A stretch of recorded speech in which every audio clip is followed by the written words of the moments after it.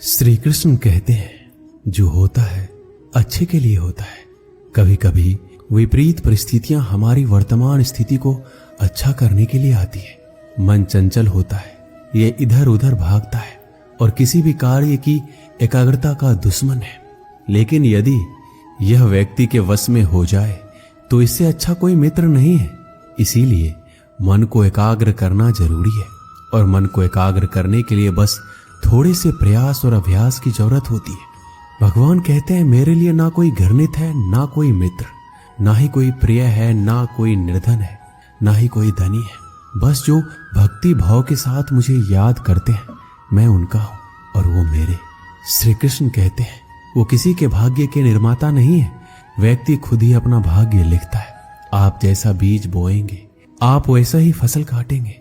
आप जैसा कर्म करेंगे, आपको वैसे ही परिणाम मिलेंगे। यदि विद्यार्थी मन लगाकर पढ़ाई करेंगे तो परीक्षा में सफल होंगे। इसीलिए हर व्यक्ति का भाग्य भी तभी बदलेगा जब वो अपना कर्म करेगा। भ्रम और संदेह से परे जब भगवान आपसे प्यार करते हैं तो आप हर चीज से प्यार करते हैं। श्री कृष्ण कहते हैं, कभी खेत में किसी किसान को खेती करते देखा है? वो उसे सींचता है, उसे जोतता है, पशु पक्षियों से खेत की फसल की रक्षा करता है। परंतु एक बात का वो सबसे विशेष ध्यान रखता है कि कहीं खेत में खरपतवार ना उग जाए, क्योंकि एक खरपतवार खेत की सारी फसल को नष्ट कर सकती है। ठीक उसी प्रकार यदि वंश की कोई संतान खोटी निकल जाती है तो वो समूचे वंश का सर्वनाश कर देती है। इसीलिए संतान के लालन पालन में विशेष ध्यान देना आवश्यक होता है, क्योंकि संतान वो फसल होती है जो वंश के आने वाले समय को महान बना सकती है या फिर वंश का पतन कर सकती है। श्री कृष्ण कहते हैं, व्यक्ति को सदैव बुराई से बचकर रहना चाहिए। अगर कोई बुरा कर्म करता है तो वो कर्म आपको अपने जीवन में ही भोगना पड़ता है। जिस प्रकार बछड़ा झुंड में भी अपनी मां को ढूंढ लेता है, वैसे ही कर्म का फल आपको हजारों की भीड़ में भी ढूंढ लेगा। ईश्वर कण कण में निवास करते हैं। छोटे से छोटे जीव के हृदय में ईश्वर का वास होता है। उस जीव को कष्ट का अनुभव होना ईश्वर को कष्ट का अनुभव कराता है। अर्थात किसी जीव को कष्ट देकर आप अपने ईश्वर को खुश कैसे देख सकते हैं? जो श्री कृष्ण का दास हो जाता है वो अपने आराध्य से ऐसे दिन ना दिखाने की कामना करता है। जब उसमें गुरूर आ जाए तो अपने कृष्ण का सेवक बनकर ही जीवन सफल बनाना चाहता है। जो व्यक्ति सदैव हंसता खेलता मुस्कुराता रहता हो, अगर वो अपने स्वभाव से भिन्न हो जाए, अर्थात चुप गुमसुम उदास रहने लगे, तो समझना उसके हृदय में एक दर्द है। उस दर्द ने उसे कमजोर बना दिया है। जिसमें व्यक्ति के पास संपूर्ण धन दौलत ऐश्वर्य वैभव सब है, मगर संतुष्टि नहीं है। उस धन दौलत का कोई अर्थ नहीं है, क्योंकि वो व्यक्ति सदैव असंतुष्टि की स्थिति में रहता है। जिसके पास संतुष्टि है वो थोड़े में भी संतुष्ट रहता है। जब आप कोई बुरा कार्य करते हो या अच्छा कार्य करते हो, आपको लगता है कोई देख नहीं रहा है, लेकिन आप ये क्यों भूल जाते हैं? आप जो भी कुछ कर रहे हैं, भगवान की दृष्टि सदैव आप पर बनी हुई है। इसलिए आप ये ना समझें कि आप अकेले हैं। भगवान सदैव आपके साथ होते हैं। कहते हैं, मन के हारे हार है और मन की जीते जीत। अर्थात जिस प्रकार सकारात्मक विचारों से सफलता मिलती है, उसी प्रकार नकारात्मक विचार असफलता के मार्ग की ओर अग्रसर करते हैं। क्योंकि जैसा हम सोचते हैं वैसा ही हम बन जाते हैं, और अपने विचारों के माध्यम से ही हमें नकारात्मक और सकारात्मक परिणाम मिलते हैं। इसीलिए अपने सोच को हमेशा सकारात्मक रखिए। मनुष्य ही एक ऐसा प्राणी है जो कर्म करता है, इसलिए कर्म करना प्रत्येक व्यक्ति का धर्म भी है। धर्म करने वाला व्यक्ति ही कर्मवीर कहलाता है। इसीलिए कर्म करते रहना खाली बैठे रहने से बेहतर होता है। श्री कृष्ण कहते हैं, अगर आपको याद ही नहीं कि गुच्छे की कौन सी चाबी ताले को खोल सकती है, फिर भी आप लगातार ताले को खोलने का प्रयास करते रहते हैं, फिर भी वो ताला नहीं खुलता है। अधिकतर लोग ऐसी परिस्थिति में अपनी आशा खो बैठते हैं। उन्हें लगता है कहीं चाबी खो गई है और वो तिलमिला जाते हैं, क्रोधित हो उठते हैं। परंतु उस समय धैर्य रखें, क्योंकि गुच्छे की अंतिम चाबी ताला खोल सकती है। कुल्हाड़ी का अंतिम प्रहार वृक्ष को काट के गिरा देता है, परंतु क्या सत्य में कुल्हाड़ी का अंतिम प्रहार वृक्ष को काटकर गिरा देता है? आपको आपका लक्ष्य दिला देता है? नहीं, आपका निरंतर प्रयत्न ही आपको सफलता दिलाता है। जब आपका मन निराश हो, अपने कार्य में दोगुनी उत्साह से जुट जाइए, क्योंकि अनावरत बहता जल ही कठोर चट्टान को काट सकता है। सफलता का मूल है परिश्रम, प्रयास और आशा।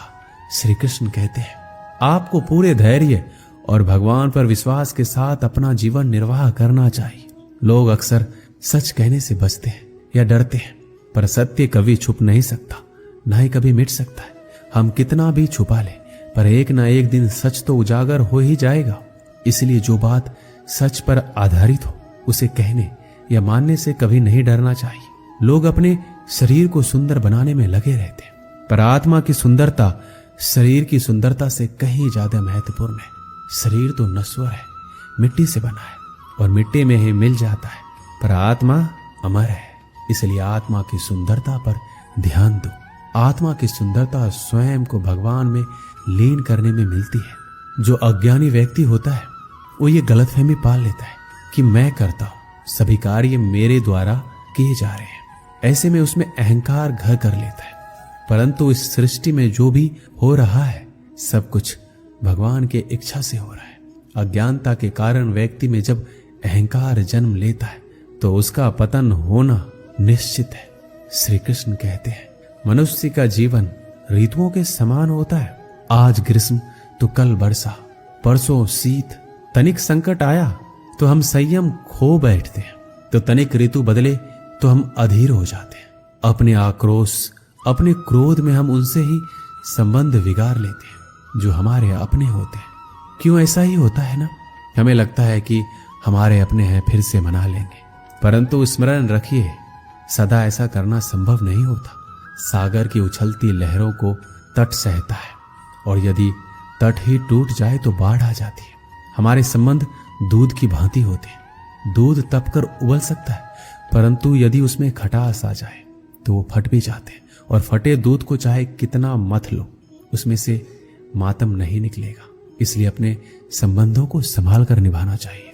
श्री कृष्ण कहते हैं, जो व्यक्ति अपने अहंकार से भारी हो जाता है, जिसमें अभिमान भर जाता है, वो उस पत्थर की भांति होता है जो भारी होने के बावजूद भी नदी की धारा में डूबकर अपना अस्तित्व खो देता है। अगर किसी लक्ष्य, खुशियां, सफलता की प्राप्ति में लंबा समय लग रहा है, प्रतीक्षा की अवधि अधिक है, तो हो सकता है आपकी अपेक्षा से ज्यादा आपको मिलने वाला है। अपने कर्म पर अड़िग रहिए और विश्वास रखिए उस ईश्वर पर जो आपके कर्म की परीक्षा ले रहा है। जो लोग जीवन को भूत और अतीत के भरोसे छोड़ देते हैं, उन्हें श्री कृष्ण सावधान करते हैं। जीवन का अर्थ ना भूत है ना भविष्य। जीवन केवल और केवल वर्तमान है। इसीलिए वर्तमान में अपने जीवन का आनंद उठाइए। श्री कृष्ण कहते हैं, संगति या साथ, मित्र और साथी मनुष्य के व्यक्तित्व के लिए सबसे महत्वपूर्ण होते हैं। आप कहेंगे कैसे? मनुष्य अपने व्यक्तित्व के लिए उत्तरदायी होता है, परंतु मनुष्य संगति में ना चाहते हुए भी उसका व्यक्तित्व संगत की भांति हो जाता है। मान लीजिए एक पात्र में जल, दूसरे में दूध है और तीसरे में मलिन कीचड़ रखा हुआ है। यदि इस जल को दूध में मिला दें तो ये जल दूध बन जाता है, और यदि इसी जल को हम मलिन कीचड़ में मिला दें तो ये जल कीचड़ बन जाएगा। ऐसी कोई युक्ति नहीं कि जल बिना घुले मिले दूध या कीचड़ में अपना अस्तित्व बनाए रखे या उनसे अलग रहे। और ठीक ऐसा ही मनुष्य के जीवन में भी होता है। यदि एक गुणहीन व्यक्ति गुणवानों की संगत में बैठे तो उसे लोग क्या समझेंगे? गुणवान, सम्मान का पात्र समझा जाएगा। और यदि एक गुणवान व्यक्ति गुणहीनों की संगत में जा बैठे तो उसे भी तिरस्कार मिलता है। इसलिए अपने जीवन में सदैव संगति सोच समझकर सावधानी से चुनिएगा। श्री कृष्ण कहते हैं, वो सब कुछ करो जो तुम्हें करना है, लेकिन लालच से नहीं, अहंकार से नहीं, वासना से नहीं, ईर्ष्या से नहीं, बल्कि प्रेम, करुणा और भक्ति के साथ। श्री कृष्ण कहते हैं, नरक के 3 द्वार हैं, काम, क्रोध और लोभ। जो व्यक्ति कामी प्रवृत्ति का होता है, जिसके मन में लोभ होता है, और जो अत्यधिक क्रोधी स्वभाव का होता है, उसके लिए नरक के द्वार सदैव खुले होते हैं। अर्थात ऐसे व्यक्ति को तो सिर्फ नरक में ही जगह मिलती है। मनुष्य सब कुछ चाहता है पर सब कुछ उसे नहीं मिल सकता। आपको जो नहीं मिला उसके लिए पश्चाताप मत करो, और जो आपसे खो गया, जो आपसे अलग हो गया, उसके लिए निराश भी मत हो। भगवान कहते हैं, मैं सभी प्राणियों के हृदय में स्थित आत्मा हूं। मैं ही सभी प्राणियों का आदि, मध्य और अंत हूं। समय एक सा नहीं रहता। आज दुख है तो कल सुख भी आएंगे, और सुख के बाद दुख आना भी स्वाभाविक है। श्री कृष्ण कहते हैं, मनुष्य भी बड़ा विचित्र प्राणी है। अपने से नीचे के स्तर के लोगों को हीन की दृष्टि से देखता है, उनका उपहास उड़ाता है, उनसे बार बार कहता है कि तुम्हारा कुछ नहीं हो सकता, तुम भविष्य में कुछ नहीं कर पाओगे। जब मनुष्य के पास धन, संपत्ति, मान, सम्मान होता है तो दूसरों का आदर नहीं करता, परंतु वो एक बात भूल जाता है कि उससे भी अधिक शक्तिशाली कोई अस्तित्व में है, और वो है समय। समय अपना चक्र कब बदलेगा ये कोई नहीं जानता। समय अपनी करवट कब लेगा ये कोई नहीं जानता। कोयला भी समय के साथ हीरे में परिवर्तित हो जाता है। इसीलिए जीवन में कभी भी किसी का उपहास नहीं उड़ाना चाहिए। श्री कृष्ण कहते हैं, निस्वार्थ कर्म को अपने जीवन में अपनाइए। जो विधाता की लेख में होता है उसी का फल हमें मिलता है। विधि के विधान को स्वयं ईश्वर भी नहीं टाल सकते। जिस व्यक्ति के पास आपके लिए मान, सम्मान और कदर ना हो, उनके साथ रहना व्यर्थ है। वो सदैव आपके लिए शत्रुता का भाव रखते हैं। ऐसे व्यक्तियों के साथ रहने से उत्तम है आप अकेले रहें। इस जीवन में अधिक सरल होना भी अनुचित है। जो सरल और सीधे स्वभाव का होता है, लोग उसका अनायास फायदा उठाते रहते हैं। अच्छी किस्मत के लोग थोड़ा भी बुरा होने पर भगवान को कोसते हैं, और बुरी किस्मत के लोग थोड़ा भी अच्छा होने पर भगवान का स्मरण और धन्यवाद करते हैं। प्रभु अपने भक्तों की सदैव परीक्षा लेते रहते हैं। इस परीक्षा में भक्तों को अनेकों कष्टों का सामना करना पड़ता है। सामान्य लोग इसे अपना दुख मानकर पीछा छुड़ाते हैं, वहीं साधक तथा प्रेमी प्रभु की इच्छा समझकर उसका सामना करते हैं। जो लोग कहते हैं कि अपनों के आगे झुकने में कोई बुराई नहीं है, उन्हें ये मालूम होना चाहिए कि जो सच में अपने होते हैं ना, वो कभी झुकने ही नहीं देते। दिव्यता केवल शक्तिशाली होने में नहीं, बल्कि दूसरों में शक्ति जागृत करने में। जब लोग आपकी बुराई करें तो परेशान ना हो, क्योंकि वो लोग आपको महत्व देने का कोई और तरीका नहीं जानते। सबसे इस तरह का व्यवहार कीजिए कि कोई आपके बारे में बुरा भी कहे तो कोई उस पर विश्वास ना करे। हम ना बोले फिर भी वो सुन लेता है, इसीलिए उसका नाम परमात्मा है। वो ना बोले फिर भी हमें सुनाई दे, उसी का नाम श्रद्धा है। अगर कोई व्यक्ति शिक्षा से पहले संस्कार, व्यापार से पहले व्यवहार, भगवान से पहले माता पिता को पहचान ले तो जिंदगी में कभी कठिनाई नहीं आएगी। स्वार्थ संसार का एक ऐसा कुआं है जिसमें गिरकर निकल पाना बड़ा कठिन होता है।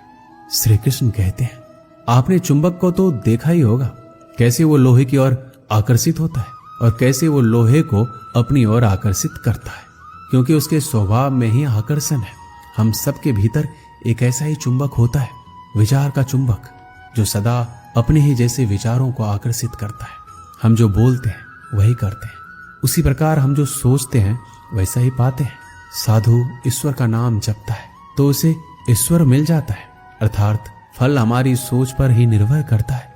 इसलिए हमेशा सकारात्मक सोचिए। एक शहर में एक परिश्रमी, ईमानदार और सदाचारी लड़का रहता था। माता पिता, भाई बहन, मित्र, रिश्तेदार उससे बहुत प्यार करते थे। सबकी सहायता को तत्पर रहने के कारण पड़ोसी से लेकर सहकर्मी तक उसका सम्मान करते थे। सब कुछ अच्छा था, किंतु जीवन में वह जिस सफलता प्राप्ति का सपना देखा करता था वह उससे कोसों दूर था। वह दिन रात जी जान लगाकर मेहनत करता, किंतु असफलता ही उसके हाथ लगती। उसका पूरा जीवन ऐसे ही निकल गया और अंत में जीवन चक्र से निकलकर वह काल चक्र में समा गया। चूंकि उसने जीवन में सुकर्म किए थे, इसलिए उसे स्वर्ग की प्राप्ति हुई। देवदूत उसे लेकर स्वर्ग पहुंचे। स्वर्गलोक का अलौकिक सौंदर्य देखकर वह मंत्र मुग्ध हो गया और देवदूत से बोला, ये कौन सा स्थान है? देवदूत ने बोला, ये स्वर्गलोक है। तुम्हारे अच्छे कर्म के कारण तुम्हें स्वर्ग में स्थान प्राप्त हुआ है, अब से तुम यहीं रहोगे। ये सुनकर लड़का खुश हो गया। देवदूत ने उसे वह घर दिखाया जहां उसके रहने की व्यवस्था की गई थी। वह एक आलीशान घर था। इतना आलीशान घर कि उसने अपने जीवन में कभी नहीं देखा था। देवदूत उसे घर के भीतर ले गया और एक एक करके सारे कक्ष दिखाने लगा। सभी कक्ष बहुत सुंदर थे। अंत में वह उसे एक ऐसे कक्ष के पास लेकर गया जिसके सामने स्वप्न कक्ष लिखा हुआ था। जब वो उस कक्ष के अंदर पहुंचे तो लड़का यह देखकर दंग रह गया कि वहां बहुत सारी वस्तुओं के छोटे छोटे प्रतिरूप रखे हुए थे। ये वही वस्तुएं थे जिन्हें पाने के लिए उसने आजीवन मेहनत की थी किंतु हासिल नहीं कर पाया था। आलीशान घर, कार, उच्चाधिकारी का पद और ऐसी बहुत सी चीजें जो उसके सपनों में ही रह गए थे। वह सोचने लगा कि इन चीजों को पाने के सपने मैंने धरती लोक में देखे थे किंतु वहां तो मुझे ये मिले नहीं। अब यहाँ इनके छोटे प्रतिरूप इस तरह से क्यों रखे हुए हैं? वो अपनी जिज्ञासा पर नियंत्रण नहीं रख पाया और पूछ बैठा, ये सब यहाँ इस तरह, इसके पीछे का क्या कारण है? देवदूत ने उसे बताया, मनुष्य अपने जीवन में बहुत से सपने देखता है और उनको पूरा हो जाने की कामना करता है किंतु कुछ ही सपनों के प्रति वह गंभीर होता है और उन्हें पूरा करने का प्रयास करता है। ईश्वर और ब्रह्मांड मनुष्य के हर सपने पूरा करने की तैयारी करते हैं, लेकिन कई बार असफलता प्राप्ति से हताश होकर और कई बार दृढ़ निश्चय की कमी के कारण मनुष्य उस क्षण प्रयास करना छोड़ देता है जब उसके सपने पूरे होने वाले होते हैं। उसके वही अधूरे सपने यहाँ प्रतिरूप के रूप में रखे हुए हैं। तुम्हारे सपने भी यहाँ प्रतिरूप के रूप में रखे हैं।